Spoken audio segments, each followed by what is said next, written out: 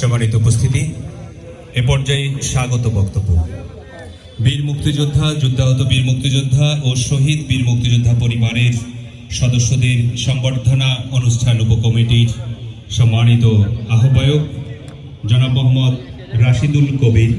উপজেলা কৃষি কর্মকর্তা সুন্দরগঞ্জ গাইবান্ধা মহোদয়কে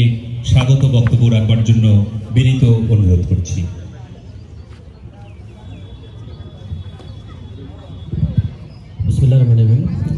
বীর মুক্তিযোদ্ধা, যুদ্ধাহত বীর মুক্তিযোদ্ধা ও মুক্তিযোদ্ধা পরিবারের সদস্যবৃন্দের সংবর্ধনা অনুষ্ঠানে উপস্থিত আছেন আজকের অনুষ্ঠানের সম্মানিত সভাপতি সুযোগ্য উপজেলা নির্বাহী অফিসার মহোদয়, উপস্থিত আছেন সুন্দরগঞ্জ উপজেলার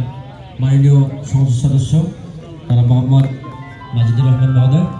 আর উপস্থিত আছেন আজকের অনেকে সালাম, আসসালামু আলাইকুম। আমাদের 71 সালে যখন আসলে মুক্তিযুদ্ধ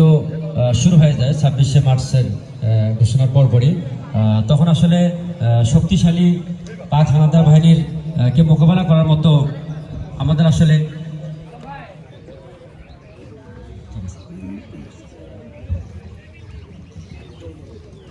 সম্মানিত উপস্থিতি,